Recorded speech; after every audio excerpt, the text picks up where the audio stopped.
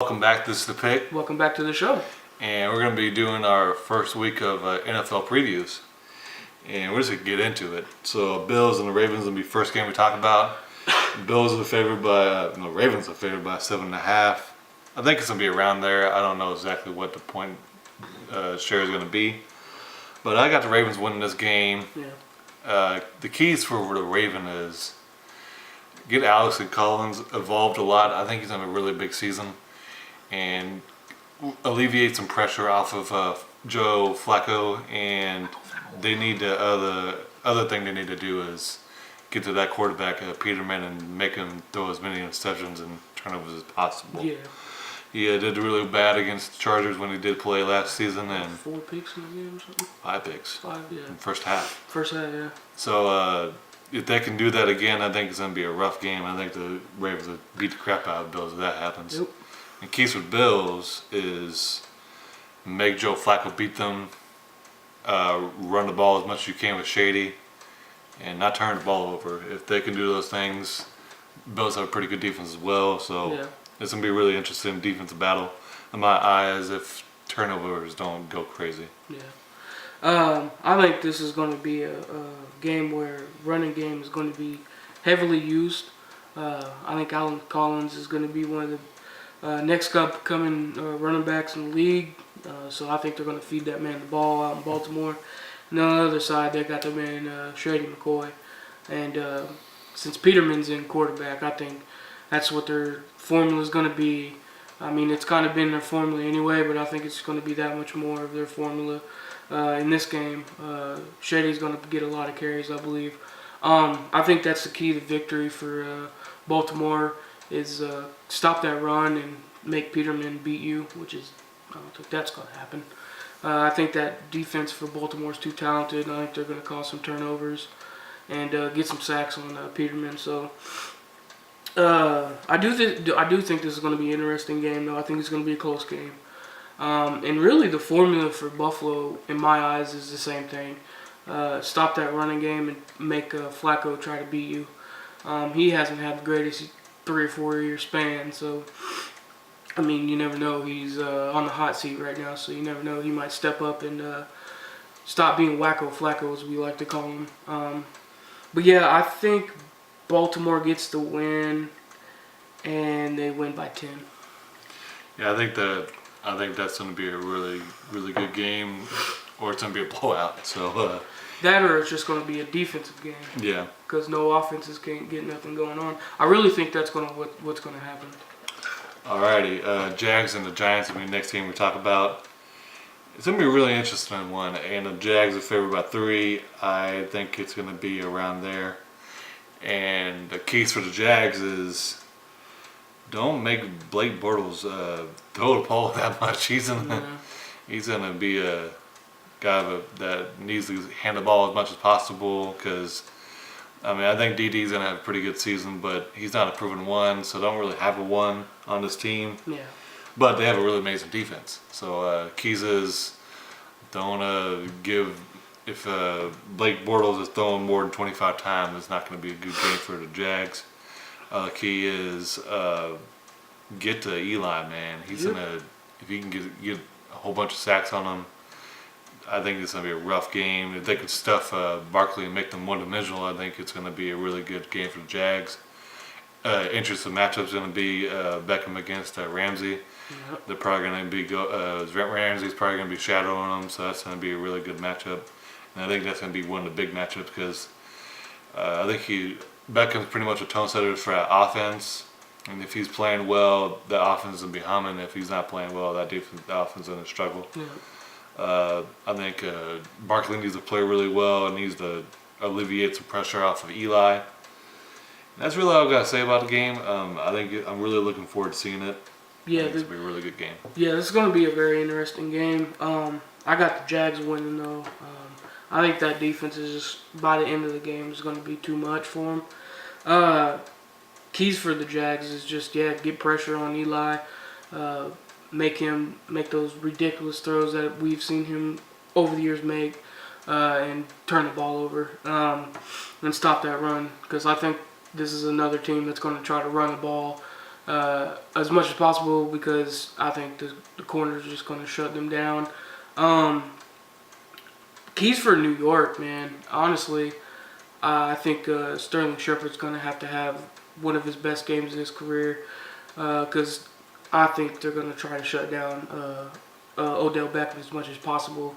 So I think they need to try to make him the number one target in this situation, and he might have a crap ton of catches. So that's my keys for them is trying to get Shep going because I think they're going to shut Odell Beckham down.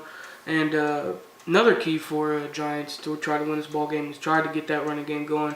Because if they can't, then Eli's just going to struggle because he struggles once you put it all in his hands. So, and he's going against a top-notch defense. So I don't think that's the greatest plan for New York. I guess another key for Jaguars would be is Blake Bortles, keep everything in front of you. Don't try to win the game. You don't really need to.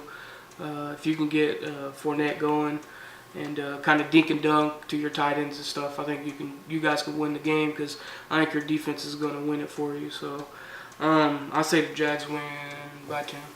Yeah. All right. Buccaneers and Saints will be the next game we talk about. Buccaneers are the Saints are going to be favored by 9.5. I think that's going to be around where it's going to be, probably about 10. Saints are a really good team. Yep. They're really good on pretty much every phase of the Ball. Yeah, ball. I completely blanked on that. And really, the keys for the Saints is get to the Fitzpatrick as much as they can. Mm-hmm. He's really up and down for most of his career. If they can shut down Mike Evans, I think it's going to be a really rough game for the Buccaneers.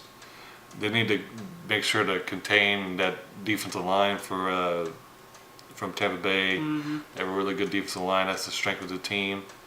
If Jerry McCoy is wrecking their day, that's going to be really rough on Drew Brees. Yeah. I'm definitely interested to see how if Kamara gets a lot more carries. I think they'll definitely be rolling. And for the Bucs is get the rookie running back involved as much as you can, Ronald Jones. See if you can get some matchups with Deshaun Jackson and O.J. Howard. I think if they can have really big games, they're definitely going to be beneficial to the Bucs. And on defense, they need to really get to Drew Brees as much as they can, and don't let Alvin Kamara eat them alive. Yeah. I'm taking the Saints in this one as well. I think it's just the Bucs are a mess, and they ain't even got their original starting quarterback playing. He's out on suspension. Ryan Fitzpatrick is their quarterback. I think he's average to below average quarterback. Yeah, man, I really like the Saints team. They're really good on both sides of the ball, defense and offense. I'm just going to start with the Bucs. I think their keys is try not to get Fitzpatrick sacked so much. I think he's going to get a lot of sacked and a lot in this game and pressured a lot because they know Fitzpatrick ain't all that. So I think they're going to blitz him a lot in this game. And Saints is kind of known for blitzing a lot anyway. So I think they're going to get to him and pretty much make them run the rock because I think they're going to smush Ryan Fitzpatrick. Keys for Saints, man, is chunk this ball down the field. And the reason why I say that is I think Tampa Bay has one of the worst secondaries in the league. So I think you need to take advantage of that. I'm not going to say quite yet that the Bucs can shut down a running game because Alvin Kamara is really talented. But I think they, at quite a bit of times, they are going to stop the run. So I think Breeze is going to have to rely on his arm. And like I said, I think that's okay because I think their secondary for the Bucs stink. So I say the Saints win by 17. All right, we can get a crappy game out of the way. Titans and Dolphins, we just go over this quickly. Titans by 1.5. I think that's going to be even more than that. I think Dolphins will be terrible. I think they're one of the worst teams in the NFL. Definitely for Titans, they need to rush the ball as much as they can. Yeah. Get to Tannehill, and for Tannehill, they need to. I don't know how they're going to beat the Titans. I don't even really have anything, honestly. key for me, I guess, the Dolphins will be is run the ball. Kenyon Drake is really good. Yeah. I don't know, man. I'm just not sold on Tannehill. I haven't ever been sold on Tannehill, but you never know. He might be able to bounce back and be decent, carry his team. But right now, it's week 1. It's way too early to say that. So my keys for them is just run the ball and try to play solid defense as much as possible.